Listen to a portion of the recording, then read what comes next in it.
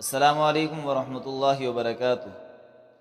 دور حاضر میں اس زمانے میں پوری امت مسلمہ جن حالات سے گزر رہی ہے وہ کسی سے ڈھکے چھپے نہیں ہے۔ ہر کوئی جانتا ہے کہ اس وقت پوری امت مسلمہ مظلوم بنی ہوئی ہے، بلکہ یہ کہنے میں کوئی مبالغہ نہیں ہے کہ اس وقت پورا عالم اسلام، پوری دنیا میں مسلمانوں کا خون سب سے زیادہ سستا ہے۔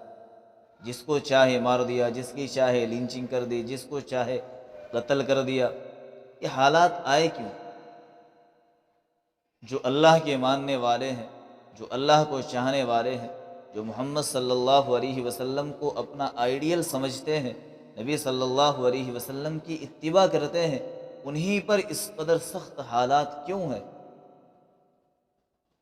کیوں ان کے اوپر یہ زمین تنگ ہوتی جا رہی ہے؟ کیا ہم نے کبھی ان چیزوں پر غور کیا ہے؟ ہم ہمیشہ دوسروں کو قصوروار ٹھہراتے ہیں کہ فلاں نے ہم پر ظلم کیا، فلاں کی حکومت آ گئی، فلاں ظالم بن گیا، فلاں کی وجہ سے آج ہم پس رہے ہیں، مر رہے ہیں، کٹ رہے ہیں۔ کبھی ہم ان چیزوں پر غور نہیں کرتے کہ قرآن کے اندر اللہ نے ہم سے کیا بتایا تھا، کیا فرمایا تھا۔ اللہ نے قرآن کے اندر فرمایا وَمَا أَصَابَكُم مِّن مُّصِيبَةٍ فَبِمَا كَسَبَتْ أَيْدِيكُمْ وَيَعْفُو عَن كَثِيرٍ۔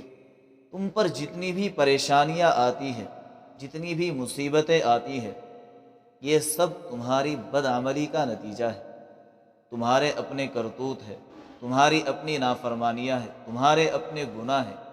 لیکن ان چیزوں پر ہم کبھی نظر ڈالنے کی کوشش ہی نہیں کرتے۔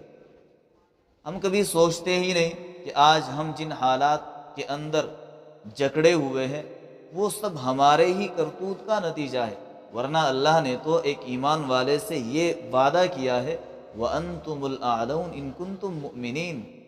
میں سرفرازی، بلندی، عزت، شہرت، حکومت سب کچھ تجھے دوں گا، بس میری بات مان کر چلنا، میرا بن کر چلنا، میرے نبی کی اطاعت کرنا۔ کیا ہم واقعتاً اللہ اور رسول کی اطاعت کرتے ہیں؟ کیا ہم واقعتاً گناہوں سے توبہ کرتے ہیں؟ کیا ہم واقعتاً اس نظام مصطفیٰ پر چلتے ہیں جو نبی صلی اللہ علیہ وسلم نے صحابہ کے ذریعے سے ہمیں سونپا تھا؟ بالکل بھی نہیں۔ اس زمانے کے اندر سب سے زیادہ جو حالات گرے ہوئے نظر آتے ہیں وہ ہمارے ہی نظر آتے ہیں۔ معاملات ہمارے کمزور ہیں، اخلاق ہمارے کمزور ہیں، گالیاں ہماری زبانوں پر ہر وقت رہتی ہے، ایک دوسرے کا بھلا ہم نہیں چاہتے، ایک دوسرے کی ٹانگ کھینچنے کی ہم کوشش کرتے ہیں، رشتہ داروں کا بھلا ہم نہیں چاہتے، حسد ہمارے اندر ہے، بغض ہمارے اندر ہے، کینہ ہمارے اندر ہے۔ تو پھر بتائیے اللہ کی مدد کیسے آئے گی؟ کیسے ان کو حکومتیں ملے گی؟ کیسے ان کا نام دنیا میں روشن ہوگا؟ کیسے ان کو عزتیں ملے گی؟ نہیں مل سکتی جب تک اسی نظام پر نہیں لوٹیں گے جس نظام پر محمد صلی اللہ علیہ وسلم چھوڑ کر گئے تھے۔ ایک ایسا زمانہ مسلمانوں نے، ایک ایسا دور دیکھا جن میں مسلمانوں کی الگ ہی شان تھی، الگ ہی رعب تھا، اور پوری دنیا میں اسلام بڑی تیزی کے ساتھ پھیلتا جا رہا تھا۔ میں ایک واقعہ آپ حضرات کے سامنے رکھتا ہوں، بڑا عبرت آموز واقعہ ہے، بڑا ہی اس واقعے سے سبق ملتا ہے۔ کسی زمانے کے اندر بغداد مسلمانوں کا مرکز ہوا کرتا تھا۔ بغداد کے اندر بڑے بڑے علماء، فقہا، محدثین، بزرگ، اولیاء، صلحاء، اتقیاء اور بڑے کمال کے مسلمان تھے۔ سارے مسلمان اس زمانے میں بغداد کی طرف رجوع کرتے تھے، اور اسلام بڑی تیزی کے ساتھ لوگوں کی زندگیوں میں آ رہا تھا۔ لوگ مسلمانوں سے اور اسلام سے متاثر ہو کر اسلام قبول کر رہے تھے۔ جب عیسائیوں نے اس چیز کو دیکھا کہ بھئی آخر کیا وجہ ہے، اسلام اتنی تیزی کے ساتھ کیوں پھیل رہا ہے، مسلمان پوری دنیا پر کیوں غالب آ رہے ہیں، تو انہوں نے اپنے ایک آدمی کو تیار کیا۔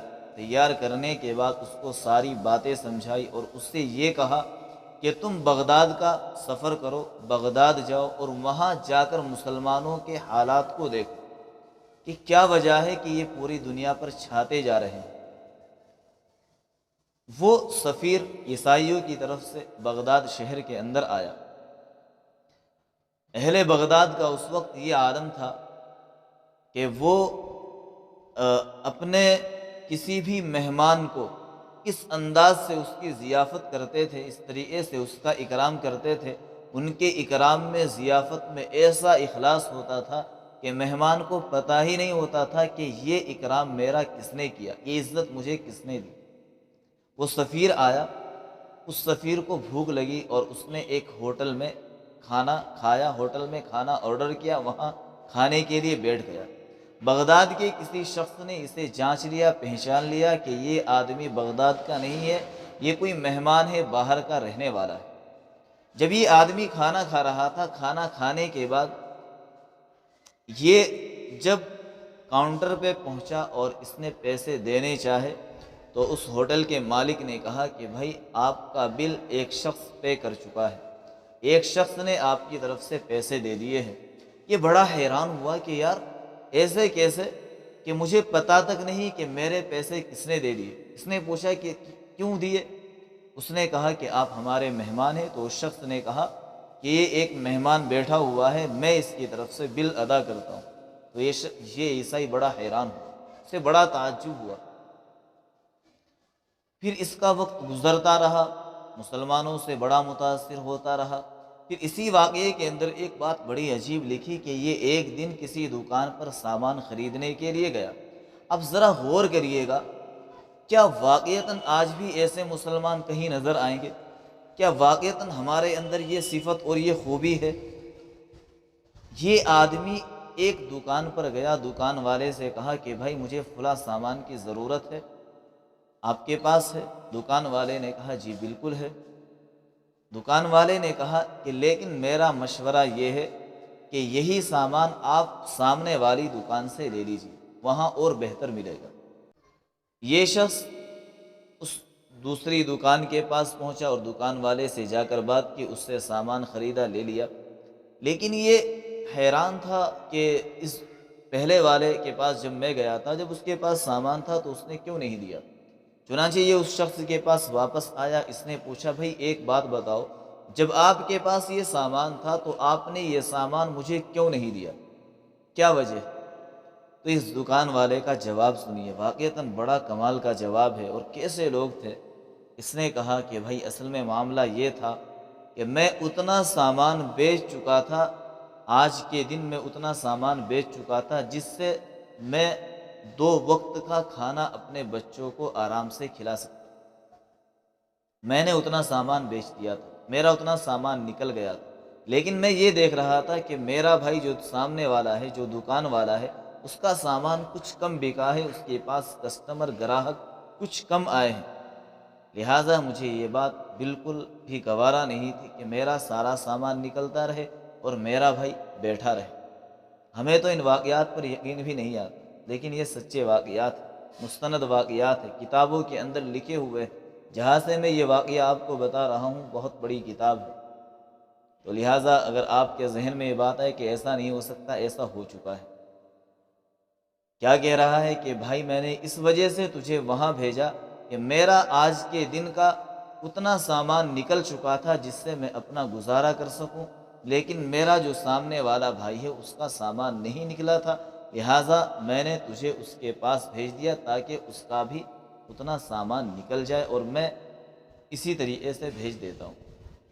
وہ آپ اندازہ کریں، کیا ہمارے درمیان بھی ایسی محبت ہے؟ کیا ہمارے درمیان بھی ایسا اخوت والا معاملہ ہے؟ کیا ہم میں بھی ایسی بھائی چارگی ہے؟ ہمارا حال تو یہ ہے کہ ہم ایک دوسرے کے کام کو کاٹنے کی کوشش کرتے ہیں۔ اگر کسی کا اچھا سا کام چل گیا تو ہم یہ سمجھتے ہیں کہ اس کے کام کو کیسے روکا جائے، اس کو آگے بڑھنے سے کیسے پیچھے کی طرف کھینچا جائے، یہ ترقی کیسے کر رہا ہے، اس کو تنزلی کی طرف کیسے لایا جائے، اس کا روز بروز دن کیسے چڑھتے سورج کی طرح اس کا روز بروز دن بڑھ رہا ہے، اس کو کیسے زوال کی طرف لایا جائے۔ ہم ایسے مسلمان ہیں، تو ایسے مسلمانوں پر حالات آئیں گے جب تک ہم سچے پکے اور جیسے نبی صلی اللہ علیہ وسلم نے ہمیں بننے کے لیے کہا تھا ویسے نہیں بنیں گے، تب تک ہم پر ایسے حالات آتے رہیں گے۔ لہٰذا اس واقعے سے کچھ سیکھے، سبق لے، اور کوشش کیا کرے کہ آپس میں محبتیں پھیلے، آپس میں بھائی چارگی پھیلے، آپس میں ایک دوسرے کے ہمدرد بنے، ایک دوسرے کے معاون بنے، تو انشاءاللہ زندگی کے اندر برکتیں ضرور آئیں گی، خوشیاں آئیں گی، خوشحالی آئے گی، مال میں برکت آئے گی۔ اتنے سارے گناہ ہم کرتے ہیں، گناہ تو چھوڑتے نہیں۔ جب گناہ اتنے زیادہ کریں گے تو حالات تو بد سے بدتر بنیں گے ہی۔ روزی صبح جو جلدی اٹھتا ہے، نماز پڑھتا ہے، اللہ پاک اس کے رزق میں برکت ڈال دیتے ہیں، لیکن کتنے ہی مسلمان ہیں آرام سے سوتے رہتے ہیں، پرواہ ہی نہیں کہ وہ نماز مسجد میں جا کر نماز پڑھ لے۔ جب کام نہیں چلتا پھر آسان سا جواب ہے کہ بھائی کسی نے کچھ کرا دیا، چلو اب تعویذ والوں کے پاس چلتے ہیں، پوری زندگی اپنی تباہ کر بیٹھتے ہیں، لیکن مسئلے کا حل نہیں ہوتا۔ لہٰذا گناہوں سے توبہ کرے، سب سے پہلے اپنے گناہوں کی طرف دیکھے، استغفار کرے، اللہ سے معافی مانگے، اور آپس میں محبتوں کو رواج دے، چاہے وہ مسلمان ہو یا غیر مسلم ہو، کوئی بھی ہو، ہر ایک کے ساتھ محبت والا معاملہ ضرور پیش کرے۔ امید ہے کہ آپ کو اس واقعے سے ضرور کچھ نہ کچھ سیکھنے کو ملا ہوگا۔ اگر آپ نے اس واقعے سے کچھ سیکھا ہے تو اس کو زیادہ سے زیادہ دوسروں تک پہنچانے کی کوشش کریں۔ السلام علیکم ورحمۃ اللہ وبرکاتہ۔ Subscribe Maulana Farman Naseem to get more videos.